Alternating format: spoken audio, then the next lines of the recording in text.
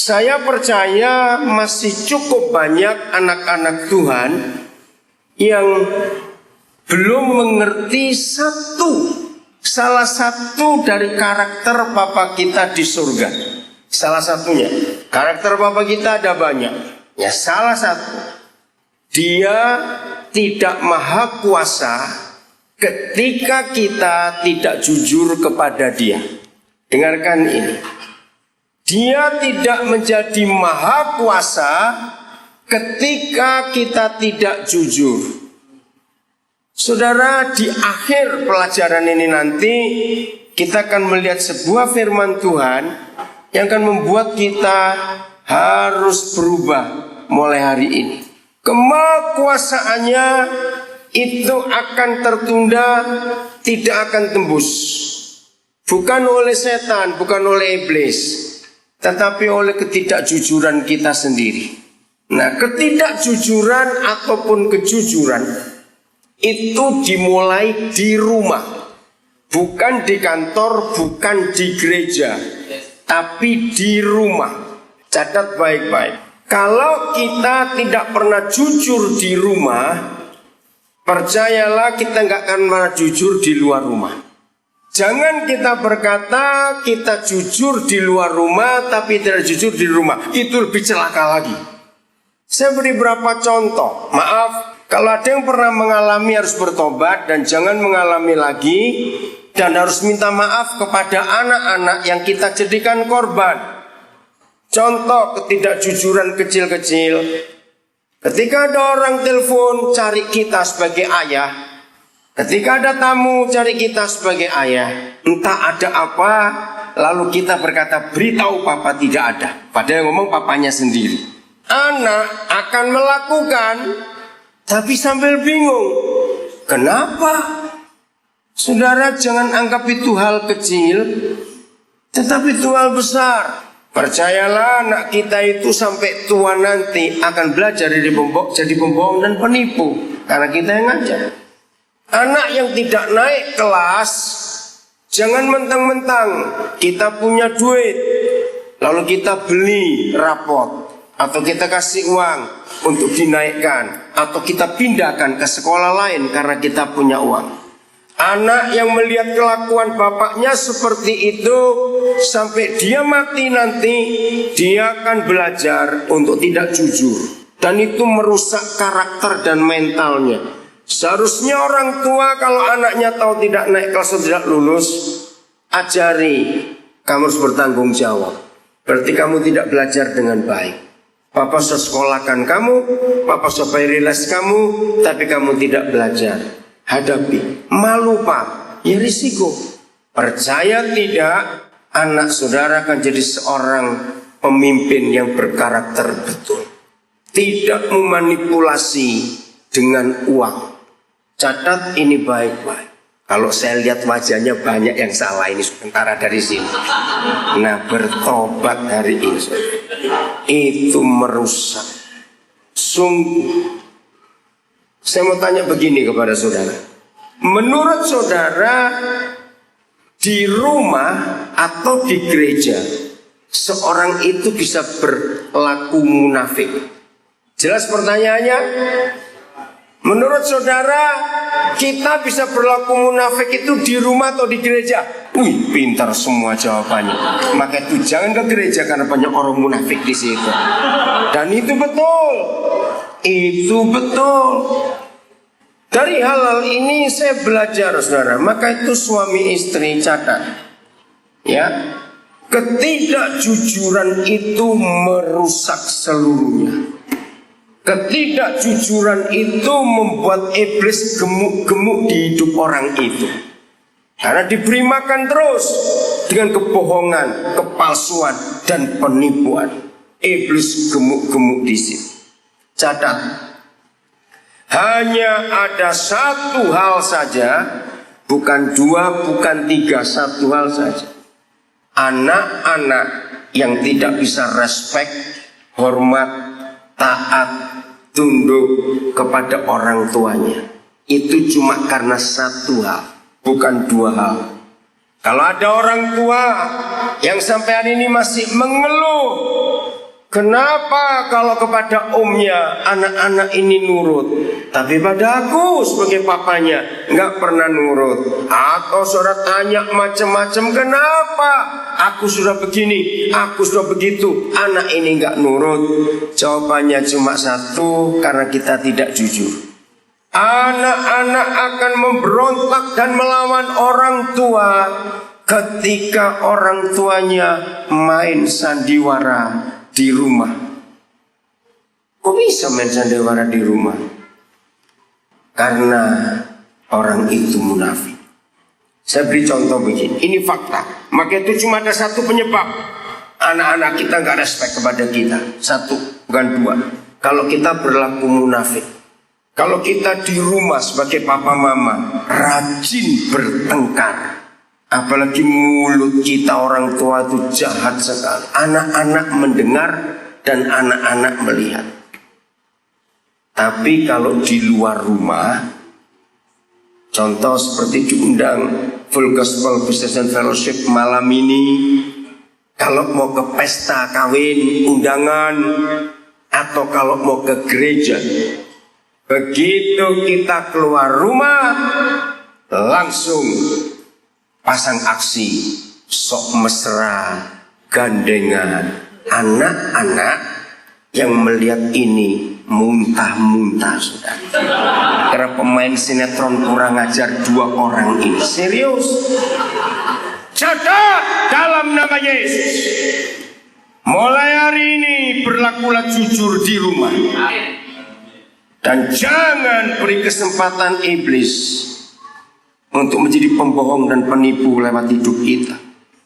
Tanyakan anak-anak kita, mengapa mereka tidak mau keluar bareng kita? Dipaksa pun anak-anak bebek melawan, karena mereka nek lihat orang tuanya sendiri. Mereka itu malu. Saya ingin buktikan kepada saudara apa yang Tuhan Yesus pernah katakan, belajarlah kepada anak-anak. Perhatikan, belajarlah kepada anak-anak. Hari saat ini ada berapa cucu saya hadir juga.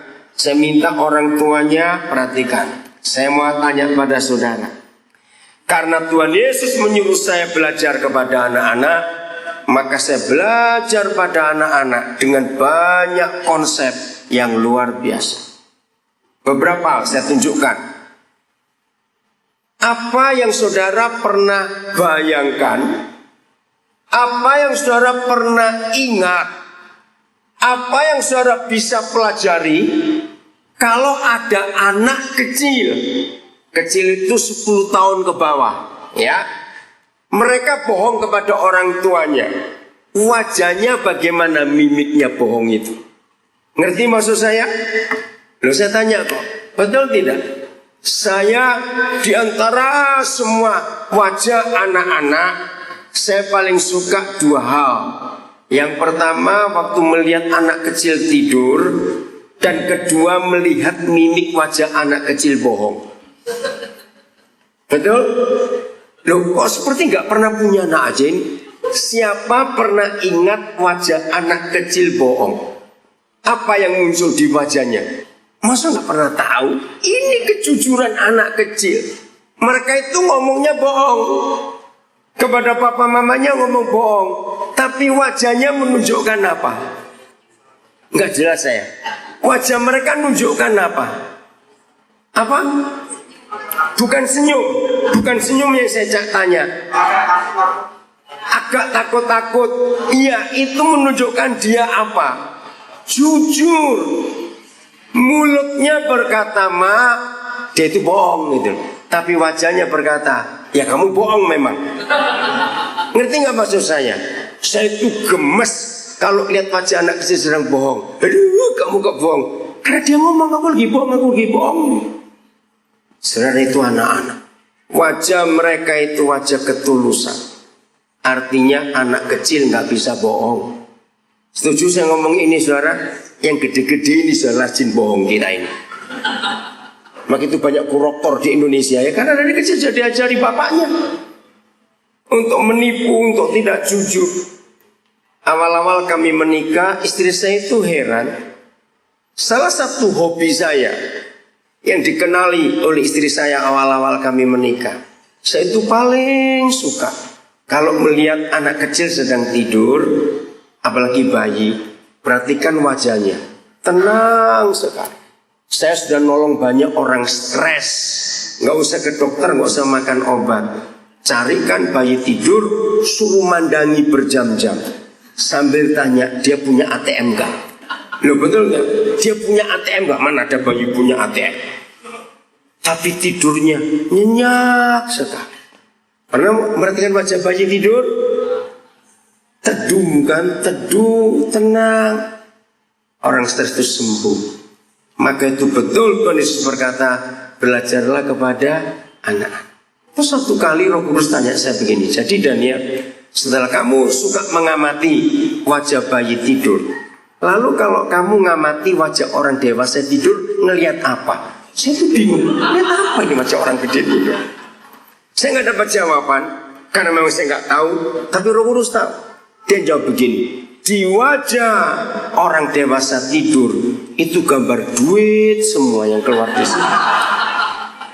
Kira-kira betul nggak, saudara? Ini ya duit, semuanya duit. Maka itu kita ini yang sudah gede-gede ini sulit, tulus dan jujur. Apalagi kalau sedang ada dosa di hidup kita. Saya ulangi dengar baik-baik. Apalagi kalau sedang ada dosa di hidup kita. Ayo kita jujur.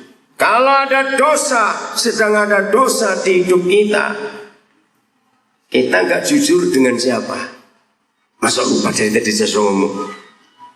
Kalau ada dosa di hidup kita, pasti kita nggak akan jujur pada pasangan kita. Betul? Pasti kita nggak jujur pada pasangan kita. Disitulah iblis mulai masuk. Ayat pertama kita baca Efesus 4 ayat 25. Efesus 4 ayat yang ke-25. Efesus 4 ayat yang ke-25. Begini firman Tuhan. Karena itu buanglah apa? Dusta. Dan berkatalah benar seorang kepada yang lain, karena kita adalah sesama anggota. Kata sesama anggota itu menunjukkan suami istri. Kepala adalah suami, tubuh adalah istri. Saudara catat ya, sebetulnya semua kita tahu, tapi seringkali kita lupa. Ada banyak hal bisa menyakitkan hati kita dalam hidup ini. Ya, ada banyak hal. Tapi catat, satu-satunya hal yang sangat menyakitkan, kalau yang satu tempat tidur dengan kita mendustai kita. Setuju saya ngomong ini? Dengar. Awal kerusakan rumah tangga, awal rusaknya hubungan sesama teman, ketika ada dusta, ketika ada ketidakjujuran dalam hidup kita. Secara pribadi saya tidak pernah ketemu almarhum Lim Sio Leong. Saya nggak pernah ketemu. Tapi saya baca 2 buku biografinya. Berapa kali saya ketemu dengan orang-orang dekatnya. Bahkan sampai hari-hari meninggalnya, sampai hari pemakamannya, berapa teman saya datang ke Singapura. Dan terjadi pembicaraan di antara mereka. Catat ya, Lim Sio Leong bukan orang Kristen. Tapi di kalangan orang Tionghoa, di kalangan pebisnis di Indonesia, orang mengenal dia satu aja, jujur. Setuju saya ngomong ini? Dia jujur. Dia memakai falsafah Tiongkok kuno yang dia pegang sampai dia mati. Jujur. Dia menjaga nama baiknya karena falsafah Konghucu yang dia pegang. Dia jujur. Ada banyak pengusaha yang tidak jujur. Sekali kita tidak jujur, orang akan sulit percaya. Setuju saya ngomong ini? Sekali saja kita tidak jujur, orang sulit percaya. Apalagi dalam hal uang. Maka itu ketika ada dosa dan ada kepentingan-kepentingan tersembunyi untuk pribadi kita, disitulah ketidakjujuran itu muncul. Padahal kita tahu begitu tidak jujur itu hancur semuanya, nggak ada gunanya. Nah, saudara, kalau kita mempelajari hidup Tuhan Yesus, satu-satunya hal yang dia selalu melawan adalah kemunafikan. Orang yang pura-pura, Tuhan Yesus enggak suka sama sekali. Maka itu dihabiskan orang-orang Farisi, ahli Taurat, orang-orang Yahudi, imam-imam yang sok suci itu. Maaf saya harus berkata ini, tetapi anehnya saudara, satu-satunya tempat untuk orang itu tidak jujur dan berlaku munafik justru di agama sembunyinya. Setuju saya ngomong ini? Saudara dengar money laundering, pencucian uang yang paling besar itu di agama. Aneh. Tapi itulah kebenaran. Maka itu jangan jadi orang beragama, jadilah orang benar. Oh enggak, amin. Orang beragama pasti munafik. Kalau orang benar dia pasti jujur. Itu bedanya. Suami istri yang sudah pernah berdusta pada pasangannya, atau mungkin masih berdusta sampai hari ini, cepat akhiri hari ini juga. Jangan tunggu besok, karena iblis bersembunyi di situ.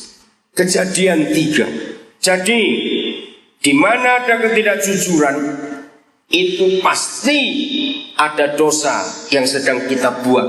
Maka itu kita tidak jujur.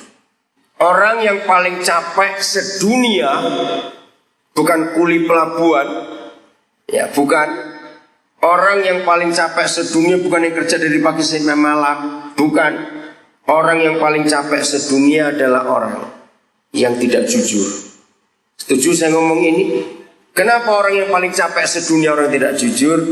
Karena dia selalu menutupi ketidakjujurannya, pakai topeng di hidupnya. Orang yang pakai topeng itu orang yang paling melelahkan, orang yang paling capek. Nah, dalam hidup ini, orang yang tidak jujur itu terlalu punya banyak rahasia. Nah, dulu orang bawa kunci kemana-mana, kayak sipir penjara saja. Pernah lihat ada orang-orang bawa kunci banyak betul. Sekarang zaman sudah modern, nggak perlu kunci, pakai pin. Semua dikasih pin, dan tiap 2 jam diganti pinnya. Capek itu orang, karena takut rahasianya ketahuan. Saya mengajarkan prinsip-prinsip sederhana ini. Kejadian 3 ayat yang ke-9. Buat saya Kejadian 3 ayat 9 ini ayat yang paling lucu di seluruh Alkitab. Kenapa lucu? Tetapi Yahweh Tuhan memanggil manusia itu dan berfirman kepadanya, "Di manakah engkau?" Saya tanya dulu, bagi yang belum tahu nanti pulang baca dari ayat 1. Siapa ingat mengapa Papa tanya kepada Adam dan Hawa, di mana mereka? Dan mereka sedang di mana waktu Papa tanya? Ayo, mereka di mana? Bersembunyi. Mengapa mereka bersembunyi? Karena ada dosa, ada salah. Sembunyinya di mana?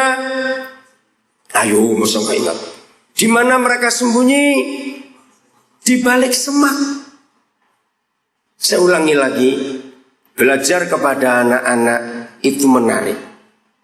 Maka itu waktu saya jadi guru sekolah minggu lebih dari 13 tahun, anak-anak itu betul-betul menyenangkan, jujur. Waktu saya ngajar ini kepada anak-anak, ada satu anak yang nyeletuk, saya ingat sampai hari ini. Om, kan gak perlu Tuhan cari mereka, lepaskan anjing saja, anjing tahu di mana mereka sembunyi. Saya tertawa, betul juga kamu. Betul Betul nggak saudara? Itu logikanya anak-anak. Nah, logika anak-anak itu nggak pernah didapat di sekolah teologi manapun juga. Katakan amin. Sampai hari ini memang nggak pernah sekolah teologi.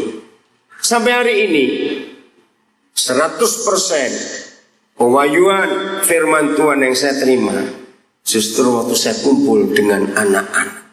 Saya dapat banyak hal dengan anak-anak. Luar biasa. Hari Selasa malam kami masih di Ngabang. Di salah satu rumah anak saya kami makan malam rombongan.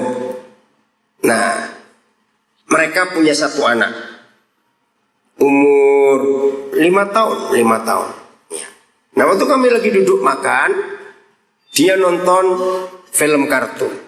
Nah, terus mamanya bilang, namanya Immanuel, "Well, ini masa orang-orang besar suruh nonton film kartun ngikuti kamu semua? Ayo ganti yuk." Saya bilang, jangan diganti. Justru yang gede-gede belajar dari yang kecil ini. Oh, nggak ada yang ngamen. Belajar, hargai anak kecil. Saya bilang pada ibunya, Yesus berkata, belajarlah kepada anak-anak. Ya udah, kita ikuti. Pasti ada banyak hal yang kita temukan. Nah, kembali ayat ini. Saya tanya kepada saudara, menurut saudara, papa kita dengan bertanya, Adam, Hawa, di mana kamu? Itu papa betul-betul tidak tahu atau dia pura-pura tidak tahu di mana mereka? Maka itu saya bilang ini ayat yang paling lucu soal Alkitab. Apa jawab saudara? Dia tahu atau enggak tahu? Jawabannya saya tahu. Saudara pasti jawabnya tahu. Tapi saya belajar ternyata tidak. Kalau dia tahu, ngapain tanya? Berarti dia pura-pura dong. Berani berkata Tuhan munafik? Awas. Saya mau buktikan hari ini ternyata betul-betul papa tidak tahu di mana mereka. Maka itu saya awali tadi dengan kalimat ini. Ternyata Tuhan kita tidak maha kuasa ketika kita tidak jujur kepada Dia. Kaget bukan? Saya terus mencari kebenaran itu. Siapa ingat pemazmur pernah menulis bahwa papa kita itu matahari kebenaran. Pernah ingat kata itu? Kalau papa itu matahari, anggap sekarang siang, lihat sekeliling kita, ini kan jendela kaca semua. Ya, ada kordennya, tirai dari kain, ada yang model dari bambu. Saya tanya, kalau sekarang ini tengah hari, apalagi di Pontianak pas garis Khatulistiwa, walaupun di sekeliling gedung ini kaca semua, tapi saya tanya, kalau semua jendela kaca ini kita tutup dengan tirai hitam yang tebal dan rapat, tanpa lampu, tengah hari di Pontianak, dinding kaca ini tertutup rapat, ruangan dalam ini gelap atau terang? Gelap atau terang? Tanpa lampu, saya bilang, dan ditutup rapat. Gelap atau terang? Siapa bilang terang tadi? Gelap ya, gelap. Berarti mataharinya kalah enggak? Loh, saya tanya jujur, kalah tidak? Kalah ketika kita halangi dia dengan ketidakjujuran kita. Yang berikut, Alkitab adalah satu-satunya buku yang menulis bahwa rumah Tuhan adalah manusia. Betul? Tidak tahukah kamu bahwa tubuhmu adalah rumahku? Kata Papa di surga. Maaf, jangan marah. Tapi ini fakta. Kalau bicara agama, semua agama di dunia ini, sebut agama apa saja, pasti Tuhan mereka pesan untuk buatkan rumah atau rumah-rumahan buat dewa atau tuhan mereka. Betul? Bahkan ada agama yang mengharuskan umatnya tiap tahun mengunjungi rumah Tuhannya dan bayarnya mahal lagi. Semua agama di dunia pasti Tuhannya punya rumah-rumah. Tapi Tuhan kita satu-satunya Tuhan yang gak punya rumah-rumahan. Oh gak amin?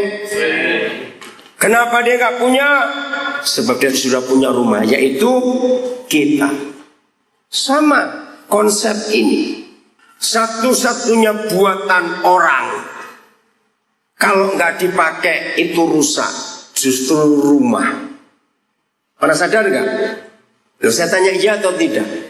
Rumah itu unik. Kalau dipakai, ditinggali orang, dia awet. Kalau nggak ditinggali, walaupun rumah itu miliaran rupiah, nggak usah bilang setahun, kelamaan. Sebulan rumah itu kosong, rusak. Aneh.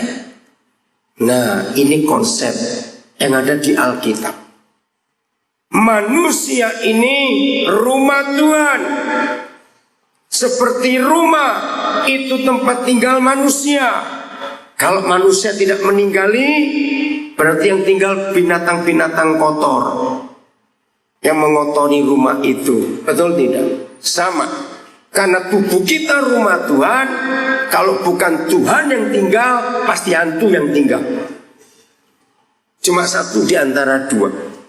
Maka itu kalau ada orang-orang rusak, percabulannya tinggi, pornografi, mabok, judi, narkoba, dan sejenisnya, pasti hantu yang tinggal di orang itu, bukan Tuhan.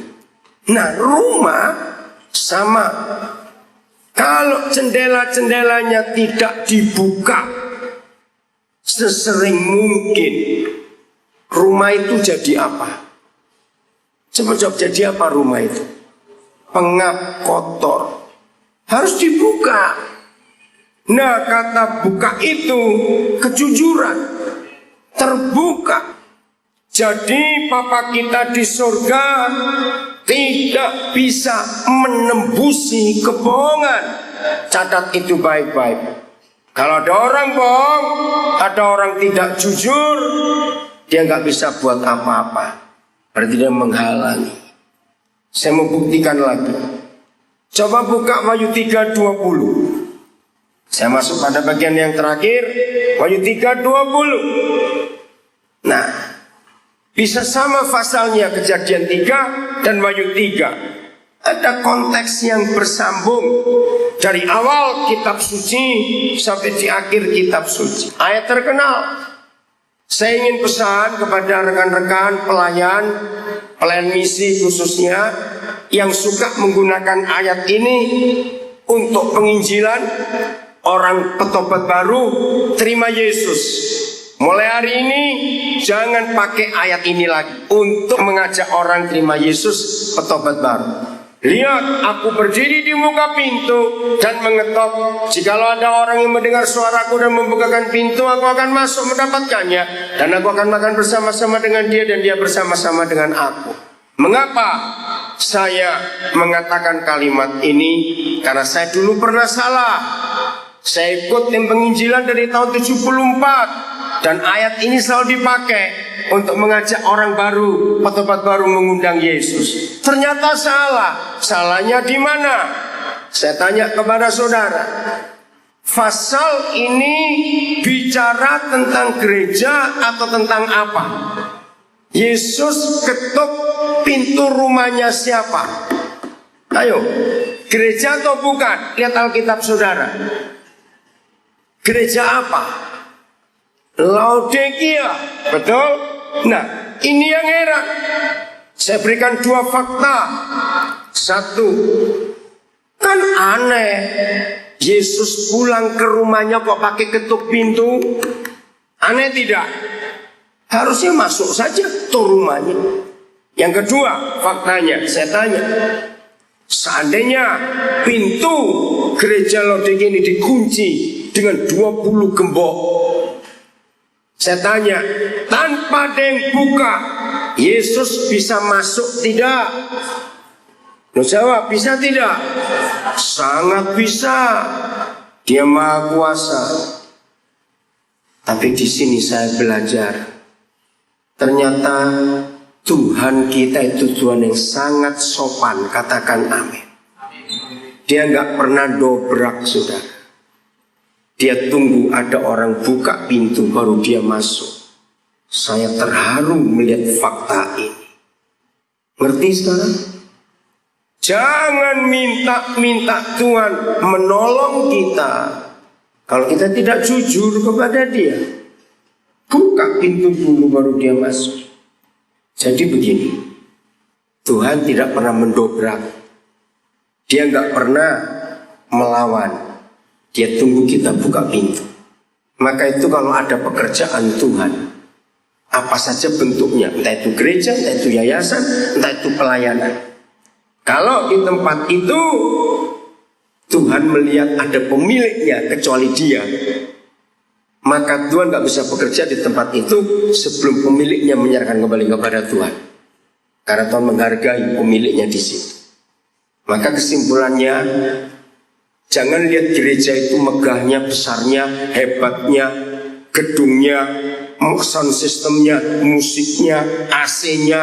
Jangan. Lihat siapa Tuhan di situ.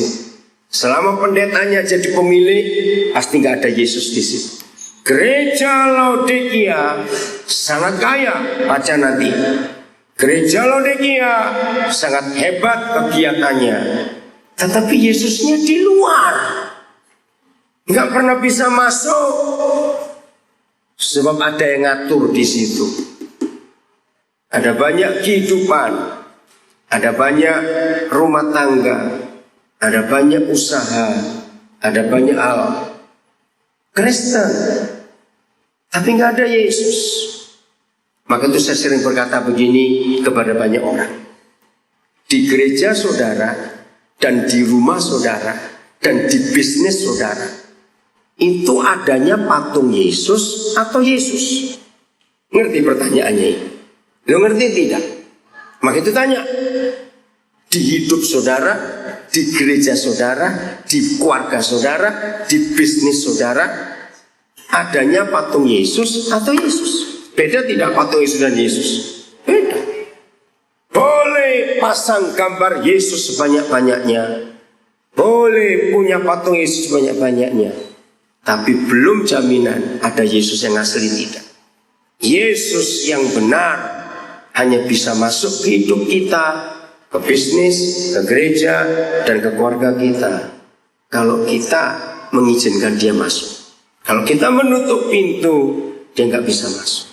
Ayat terakhir, Yakobus 5:16.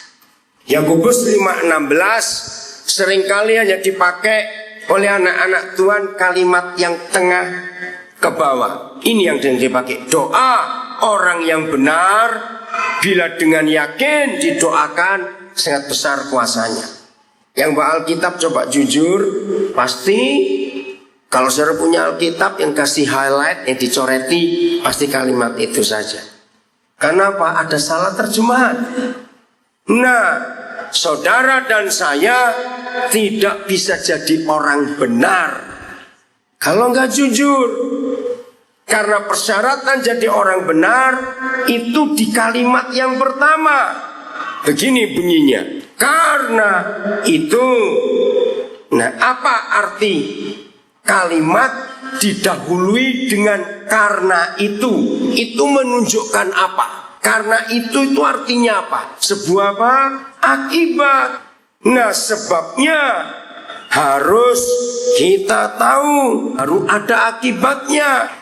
Untuk menjadi orang benar, karena itu haruslah kamu bagaimana?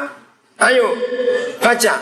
Hendaklah kamu saling mengaku dosa dan saling mendoakan supaya kamu benar. Karena diterjemahkan sembuh, maka itu kita nggak pernah gabung ayat ini. Karena sembuh dan benar itu beda. Tapi kalau lihat bahasa aslinya artinya benar. sembuh itu benar, benar juga sembuh itu sama. Tapi karena pengkalimat bahasa Indonesia, jadi kita nggak pernah nyambung.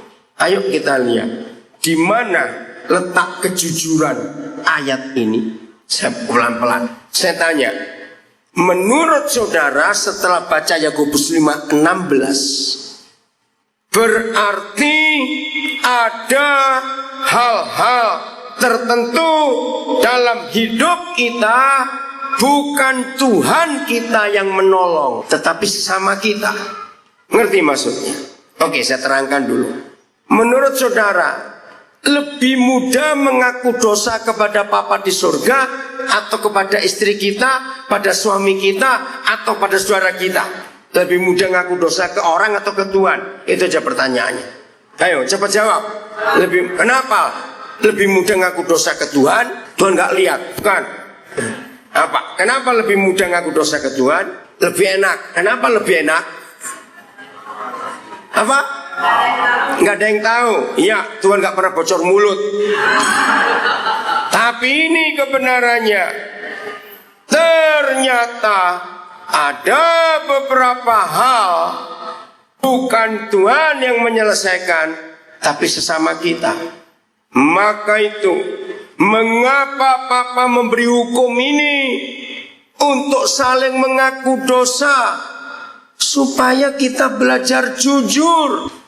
Jadi ada banyak hal dalam hidup kita bukan Tuhan yang menyelesaikan, ternyata sesama kita. Kalau dosa kita kepada orang, maka ngakunya ke orang, bukan ke Tuhan. Dosa yang kita lakukan pada Tuhan, kita ngakunya kepada Tuhan.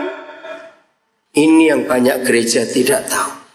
Maka itu kalau hari ini ada yang sempat bertanya, aku ini sudah doa puasa, doa pagi, doa malam, kenapa masalah nggak selesai-selesai?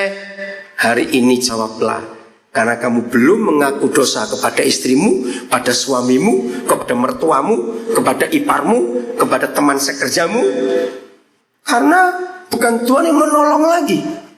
Kepada sesama manusia yang salah, kita ngaku pada manusia. Saudara, ini harus kita kerjakan dalam hidup. Yeremia 17 ayat 9. Dalam hidup kita, satu-satunya tempat ketidakjujuran itu di hati. Perut itu paling jujur. Betul? Contohnya kalau saudara terima tamu, terus ngajak makan, ayo makan yuk. Sudah kok. 5 menit kemudian perutnya bunyi. Berarti dia bohong. Maka itu perut itu jujur. Pikiran kita itu jujur karena bisa dibaca oleh orang. Mata kita orang bisa baca ada apa. Satu-satunya tempat yang penuh rahasia dan ketidakjujuran adalah hati manusia. Hati manusia ini tempat kejahatan. Maka itu firman berkata, betapa apa? Liciknya hati, lebih licik daripada yang paling licik. Itu terjemahan yang betul. Dan hatinya sudah membatu, sudah keras. Siapakah yang dapat mengetahuinya? Lanjut ayat 10. Aku Yahweh yang menyelidiki hati, yang menguji batin. Seterusnya saya nggak usah baca. Saudara dengar ya, satu-satunya tempat di hidup manusia yang penuh misteri rahasia adalah hati. Saya tanya, suami istri menikah 40 tahun, 60 tahun, bisa saling tahu isi hatinya enggak? Jawab bisa? Enggak bisa. Sahabat dekat, anak dengan orang tua dengan anak, enggak akan bisa saling tahu isi hati. Ini paling rahasia. Maka itu jaga hidup kita dengan ketidakjujuran. Jangan sembunyikan apa-apa. Satu kali saya di kelas sekolah minggu bicara soal ketulusan pada anak-anak, saya bacakan Yeremia 17 ayat 9. Ada seorang anak tanya, Om, apa itu Om? Lebih licik dari yang paling licik. Gimana itu Om? Aduh, saya kesulitan nerangkan. Roh Kudus hebat. Dia memberi hikmat saya. Siapa tahu belut? Tahu belut toh? Tahu. Belut kecemplung oli, jadi apa dia? Bisa bayangkan? Nah, itulah hati kita manusia, liciknya luar biasa. Maka itu kenapa persyaratan nomor 1 untuk melamar pekerjaan, dari pekerjaan paling rendah sampai intelijen, dinas rahasia, pasti ada psikotes. Pada tahu? Psikotes itu diharuskan untuk semua pelamar pekerjaan supaya bisa tahu hatinya orang ini kemana. Maka itu kenapa tidak ada pengadilan yang adil di dunia. Sebab kalau pengadilan adil itu cuma satu, berarti jaksa dan hakim bisa baca hati terdakwa. Kalau hakim dan jaksa bisa membaca hati orang, pengadilan di dunia cuma sekali selesai, langsung tahu kenapa kamu buat itu. Betul nggak saudara? Nah, menurut ayat 10, yang bisa mengetahui hati kita yang paling licik ini cuma Bapa di surga. Maka tuh jangan sembunyikan apa-apa di hadapan dia. Dia tahu, tapi jadi tidak tahu kalau kita nggak mau tahu. Ngerti? Jujur, hubungan suami istri rusak gara-gara hal kecil, ditutup-tutupi, lama-lama ketawa. Ini ayat yang betul-betul terakhir, Kejadian 2:25. Masih sore saudara, jam 7 di India sekarang. Saya pakai jam India aja ya, jam 7. Kan beda 2 jam dengan India. Udah, ini ayat terakhir, Kejadian 2:25. Juli, siapkan diri, habis ini kamu nyanyi. Ya, beritahu pemusik. Mereka keduanya bagaimana? Loh, ayo baca. Mereka keduanya bagaimana? Telanjang. Siapa dan siapa? Adam dan Hawa, suami istri.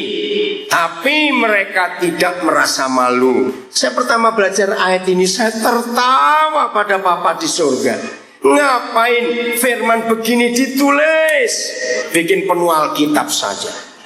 Siapa yang tidak tahu Adam dan Hawa itu telanjang? Zaman itu belum ada pabrik tekstil. Saya pikir apa ini? Wih, kaget. Kata telanjang di ayat itu tidak bicara tentang seks sama sekali tidak. Lalu bicara apa? Kata telanjang untuk suami istri.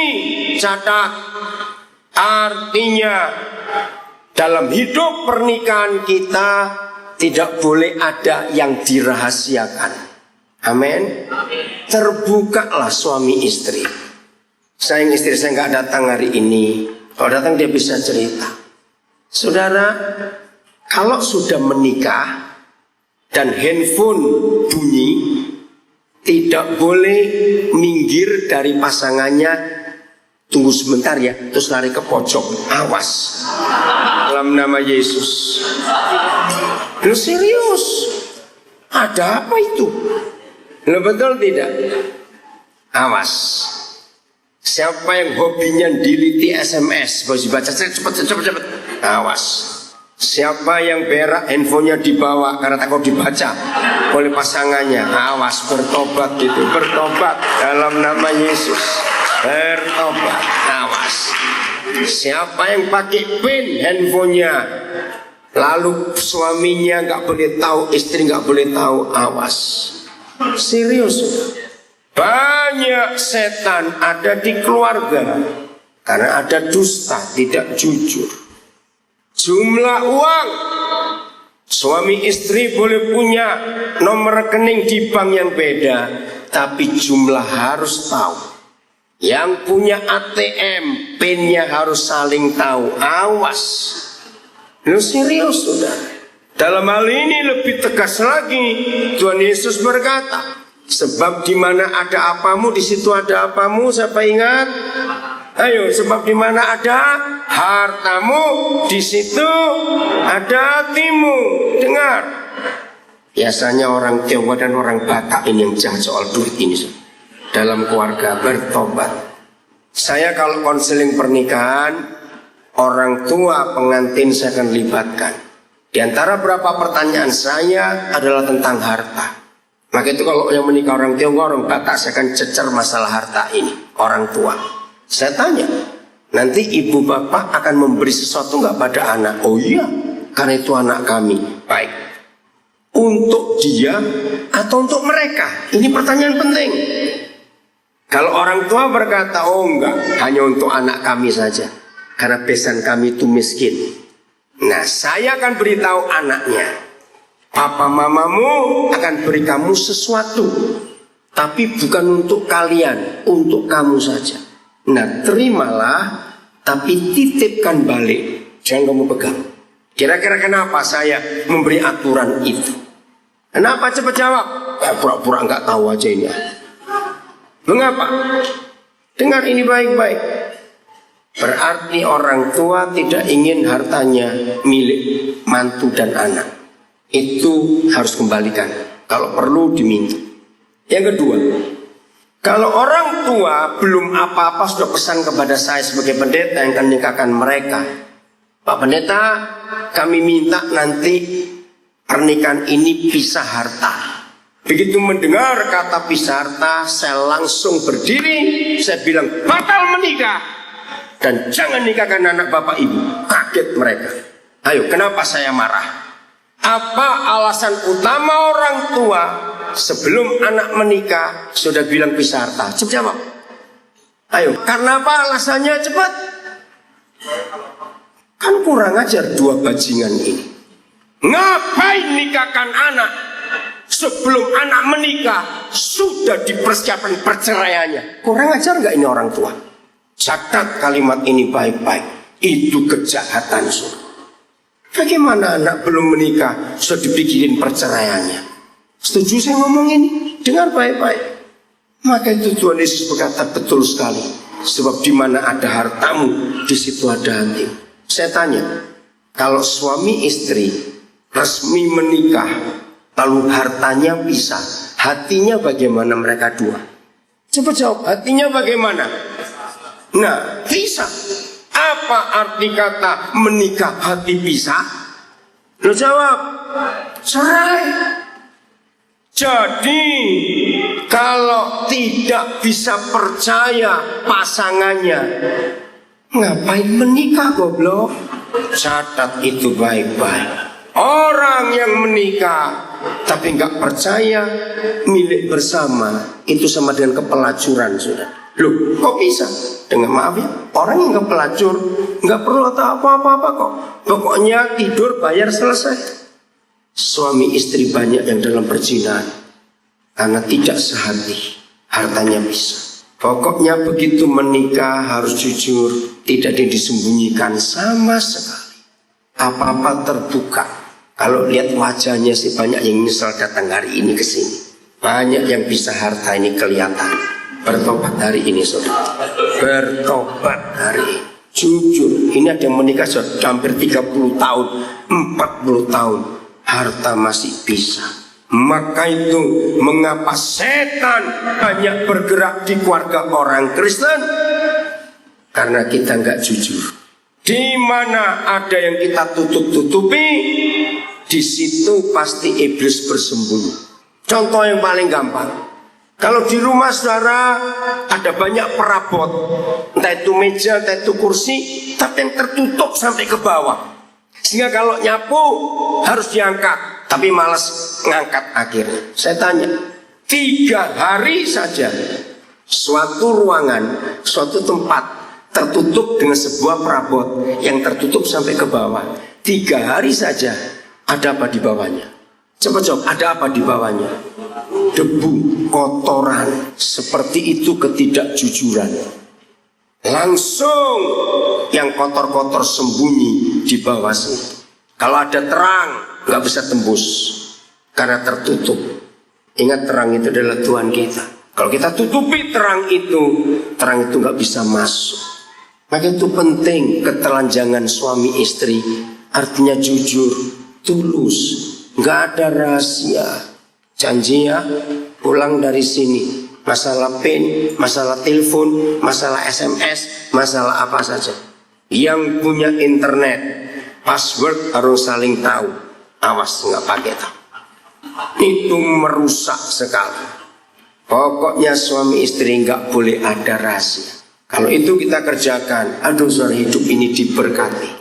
Terang itu datang, nggak ada masalah lagi dalam kehidupan kita. Jadilah anak-anak terang dan bersikaplah jujur. Tuhan memberkati kita semuanya.